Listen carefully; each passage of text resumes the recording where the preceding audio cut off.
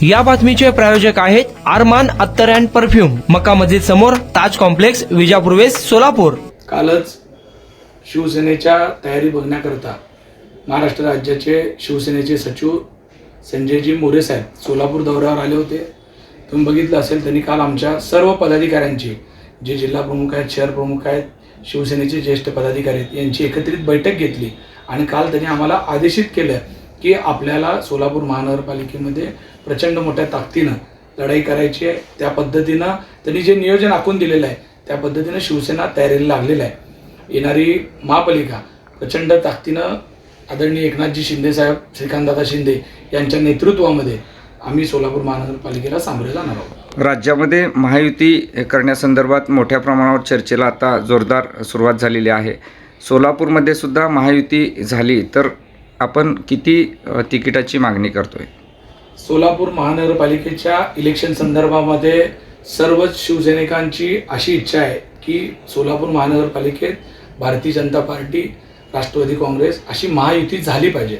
कारण राज्यात जे लोकसभेचं इलेक्शन झालं, विधानसभेचं इलेक्शन झालं, त्या दोन्ही वर्षी वेळेस आम्ही भारतीय जनता पार्टीचे उमेदवार जे कोणी असतील त्यांचं इमान इतबारे काम केलं। त्यांना निवडून आणण्यामध्ये शिवसेना पक्षाचा मोठा वाटा आहे, हे कुठेही नाकारता येणार नाही। त्याच वेळेस आम्हाला भारतीय जनता पार्टीच्या नेत्यांनी, तत्कालीन अध्यक्षांनी आम्हाला सांगितलं होतं की आम्हाला येणाऱ्या महापालिकेमध्ये आपण युती करून जनतेसमोर जाऊ, कारण लोकांनी आपल्याला निवडून देताना युती म्हणून निवडून दिलेलं आहे। ही गोष्ट लक्षात घेऊन त्यांनी आम्हाला 25 जागा देण्याचा त्यावेळेस शब्दही दिलेला आहे आणि मला विश्वास आहे आदरणीय देवेंद्रजी फडणवीस साहेब असतील, अजितदादा असतील आणि एकनाथजी शिंदे साहेब असतील, या तिघांची युती होऊन देवेंद्रजी दिलेला शब्द पाळण्याकरता या लोकांना आदेशित करतील आणि ते त्याप्रमाणे वागतील असं मला विश्वास आहे। परंतु काही कारणानं तसं काही होऊ नाही शकलं तर त्यांना जसे सर्व मार्ग उपलब्ध आहेत तसे आम्हालाही सगळ्या गोष्टी उपलब्ध असणार आहेत। आम्हालाही सर्व मार्ग खुले आहेत।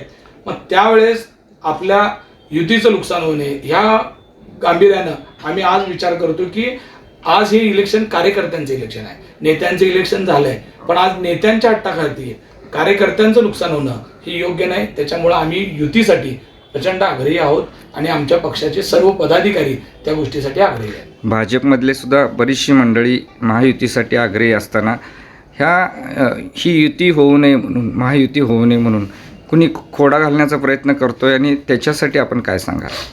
नाही, मी शिवसेना पक्षाचा पदाधिकारी आहे। मी शिवसेना म्हणून माझी भूमिका नक्की सांगेल की आम्ही तुमचं काम इलेक्शनमध्ये मनापासून केलेलं आहे, तर आता हे कार्यकर्त्यांचं इलेक्शन असल्यामुळं आता कार्यकर्त्याला अडचण होणार नाही अशा पद्धतीनं नेत्यांनी सुद्धा वागलं पाहिजे।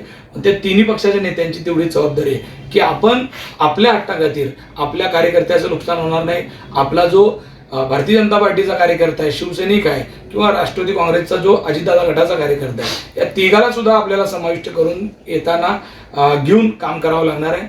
अन्यथा तुम्ही बघितलं असेल, समोर महाआघाडी झालेली आहे, तिला सुद्धा इतकं सहज घेणं योग्य नाही। त्याच्यामुळं वेळेत आमच्या तिन्ही पक्षांनी सुद्धा सावध होऊन त्या गोष्टीचा गांभीर्याने विचार केला पाहिजे। सोलापूर दौऱ्यावर असताना मुख्यमंत्री देवेंद्र फडणवीस यांच्याशी आपण व्यासपीठावर चर्चा केली होती, काय चर्चा झाली होती?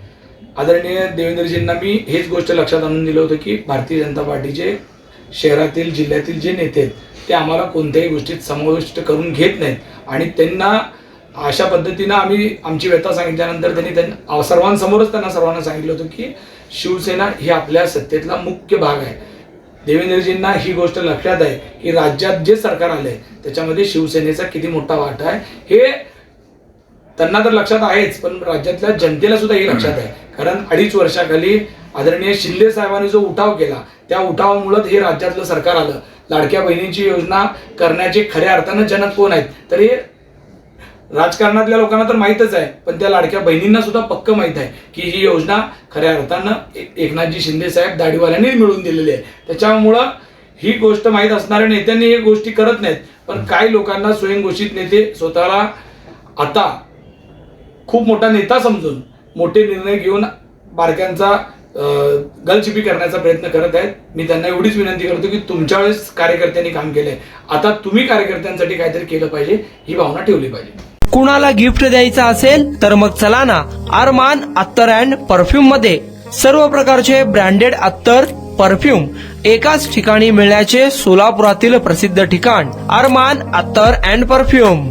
Ajmal, Rasasi, Ahmedul Maghribi, Swiss Arabian यासारखे नामवंत कंपनीचे अत्तर अँड परफ्यूम मिळतील. इम्पोर्टेड गॉगल्स मध्ये पोगली, Ray-Ban, LB, Ferrari, Gucci, Armani आदी नामवंत कंपनीचे गॉगल्स मिळतील. Rado, Rolex, Armani, AP, Hublot या कंपनीचे लेटेस्ट इम्पोर्टेड वॉचेस उपलब्ध. त्याशिवाय टेबल लॅम्प, बखुरदानी, massage gun, imported agarbatti, hair dry, finger rings या वस्तू खरेदीसाठी एकदा अवश्य भेट द्या. अरमान अत्तर अँड परफ्युम्स, मक्का मस्जिद समोर, ताज कॉम्प्लेक्स, विजापूर वेस्ट, सोलापूर.